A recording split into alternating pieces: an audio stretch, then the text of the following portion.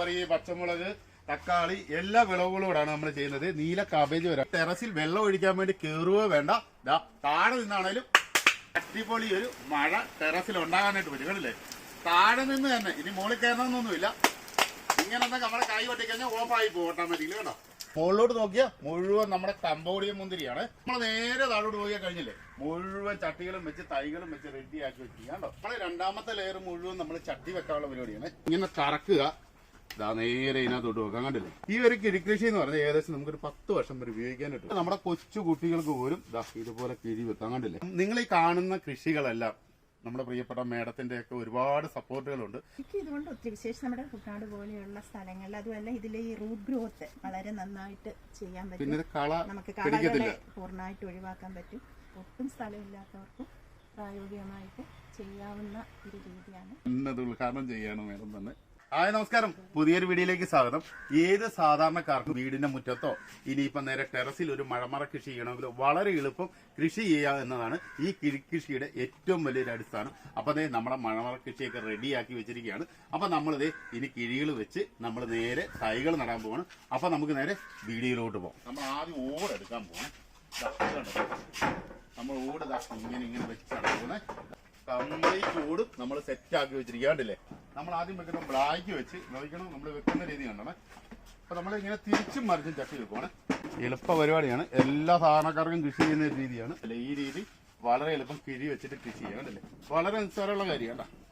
ഇങ്ങനെ കറക്കുക, നേരെ ഇതിനകത്തോട്ട് വെക്കാം. കണ്ടില്ലേ,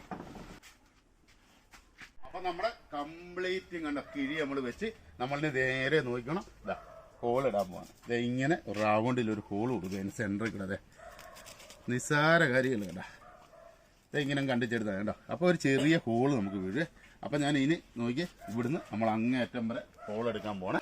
നമ്മൾ ഹോൾ ഇട്ട് കഴിഞ്ഞാൽ കണ്ടില്ലേ. അപ്പോൾ ഇനി ഒരു ചെറിയ നനയുടെ അത്യാവശ്യമുണ്ട്. ഓട്ടോമാറ്റിക്കായിട്ട് കൈ കൊട്ടിക്കഴിഞ്ഞാൽ അടിപൊളി ഒരു മഴയായിരിക്കും പെയ്യാൻ പോകുന്നത്. കണ്ടില്ലേ. അപ്പം ഇതിനു വേണ്ടി നമ്മളെപ്പോഴും ടെറസിൽ വന്നിട്ട് വെള്ളം ഒഴിക്കാനോ ഒന്നും പോകണ്ട. നമ്മളെ കൈ കൊട്ടിക്കഴിഞ്ഞാൽ ഇതുപോലെ മഴ പെയ്തുകൊണ്ടേയിരിക്കും. കണ്ടില്ലേ, നമ്മുടെ ടെറസിൽ നല്ല അടിപൊളിയായിട്ട് മഴ പെയ്യുന്നുണ്ടോ അല്ലേ. അല്ല, അപ്പൊ നമുക്ക് നനയ്ക്കാനൊന്നും പറഞ്ഞ ആവശ്യമില്ല. കണ്ടില്ലേ, നല്ല മഴയാണ് പെയ്യുന്നത്. കാരണം ഇതിന് പ്രത്യേകിച്ച് വെള്ളം ഒഴിക്കാനൊന്നും ടെറസിൽ കയറണ്ട. ഇതിപ്പോ കൈ കൊട്ടിക്കഴിഞ്ഞാൽ തിരിച്ച് ഓഫായി പോകും. കണ്ടോ, നമ്മളിതൊക്കെ തിരിച്ചൊന്ന് കൈ കൊട്ടിക്കഴിഞ്ഞാൽ പെട്ടെന്നാണ് ഓഫായി പോകുന്നത്. കണ്ടില്ലേ, മഴ മാറി. അപ്പൊ നമുക്കിത് നനയാനുള്ള എല്ലായി. അപ്പൊ നമ്മളിനി തൈ നടാൻ പോവാണ്. അപ്പൊ നമ്മൾ ഈ മോളത്തെ ലെയർ എന്നാ ചെയ്യാൻ പോകുന്നത്. അപ്പൊ മോളത്തെ ലെയർ തക്കാളി ചെയ്താൽ മതി എന്ന് കാർത്തിക് പറഞ്ഞ് വളരെ നിസ്സാരമാണ്. കണ്ടില്ലേ, ഇങ്ങനെ എടുക്കുക. ഇങ്ങനെ നമ്മൾ ആദ്യത്തെ ലെയർ മുഴുവൻ നമ്മൾ തക്കാളിയാണ് വെക്കുന്നത്. ഈ തക്കാളി കൃഷിക്ക് വളരെയേറെ പ്രത്യേകതയുണ്ട്. നല്ല രീതി ഈൽഡ് കിട്ടുന്ന ഒരു ഇനമാണ് ഈ തക്കാളി. അതുകൊണ്ടാണ് തക്കാളി നമ്മൾ ഇതിനകത്ത് ഈ ലെയർ മൊത്തം ചെയ്യുന്നത്. ഇനി തക്കാളിക്ക് വില കൂടിയാലും ഞങ്ങൾക്ക് ഒരു പ്രശ്നമില്ല അല്ലേ.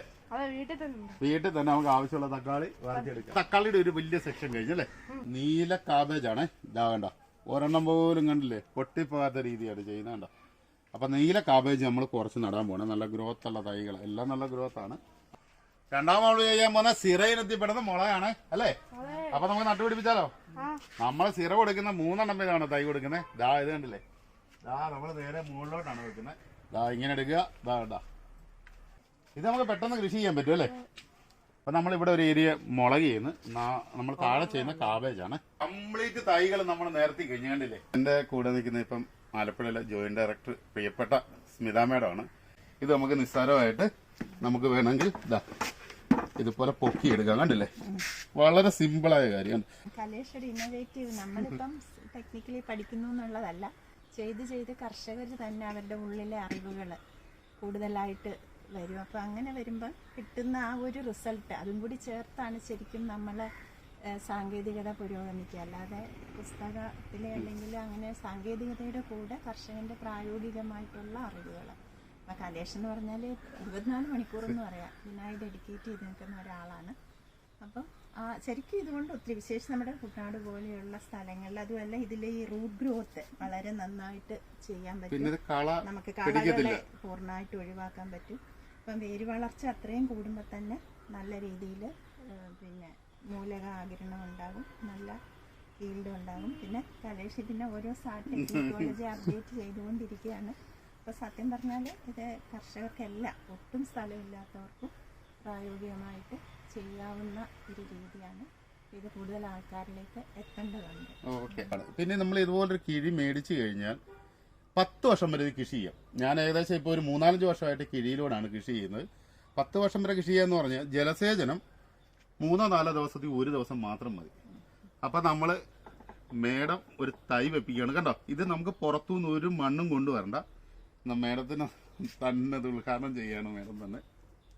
അപ്പം ഇതിനകത്ത് നമ്മളിങ്ങനെ വെച്ച് കഴിഞ്ഞാൽ തന്നെ ഇതുണ്ടാണ് മണ്ണെടുക്കണത് തന്നെ ഇതിനകത്തുനിന്ന് ചുമ്മാ നമ്മുടെ വിരലം എന്നിട്ട് കറക്കി കഴിഞ്ഞാൽ ഒരു ചെടി റെഡി. കണ്ടോ, ഇത്രയും കാര്യമേ ഉള്ളൂ, വലിയ പരിപാടിയില്ല. ഇത് റീയൂസ് ചെയ്യാം വീണ്ടും നമുക്ക്. അതാണ് ഏറ്റവും വലിയൊരു പ്രത്യേകത. കണ്ടില്ലേ, പെട്ടെന്ന് ഗ്രോത്ത് ആവുക, നല്ല പവർഫുള്ളാണ്. അത് തക്കാളിയാണേലും. പിന്നെ ഇതിനകത്ത് പ്രത്യേകിച്ച് പറയണ കീടബാധ രോഗങ്ങൾ കുറവ്, ഫംഗസ്. സാർ നമ്മൾ ഗ്രോ ബാഗ് വെച്ചാൽ മുഴുവൻ കളയായിരിക്കും. നമ്മൾ എത്ര വളം ഇട്ട് കൊടുത്തും കള വളമായിട്ട് പോകും. പക്ഷെ ഇതിനകത്ത് നമ്മൾ നോക്കിക്കഴിഞ്ഞാൽ എവിടെ വെച്ച് നോക്കിയാലും ഒരു കള പോലും ഉണ്ടാകത്തില്ല. അപ്പൊ നമ്മുടെ ടെറസിലെ കംപ്ലീറ്റ് പരിപാടി നട്ട് കഴിഞ്ഞ് അപ്പൊ തീർച്ചയായിട്ടും നിങ്ങൾക്ക് ഇതുപോലൊക്കെ ടെറസിൽ മഴമറ ചുരുങ്ങിയ സ്ഥലത്ത് എങ്ങനെ കൃഷി ചെയ്യാന്നാണ് ഇന്നത്തെ വീഡിയോ. അപ്പൊ നമ്മുടെ വീഡിയോ ഇഷ്ടപ്പെട്ടാൽ നിങ്ങൾ ഇതുപോലെ തന്നെ കൃഷി ചെയ്യുക, തീർച്ചയായിട്ടും നിങ്ങൾക്ക് വിജയിക്കാനായിട്ട് സാധിക്കും. അപ്പൊ തീർച്ചയായിട്ടും നമ്മുടെ വീഡിയോ ഇഷ്ടപ്പെട്ടാൽ നിങ്ങളുടെ പ്രിയ സുഹൃത്തും ഗ്രൂപ്പിലേക്ക് ഒന്ന് ഷെയർ ചെയ്യാൻ മറക്കൽ. അപ്പൊ തീർച്ചയായിട്ടും മറ്റു വീഡിയോ ആയിട്ട് കാണുന്നവരെ ബൈ ബൈ.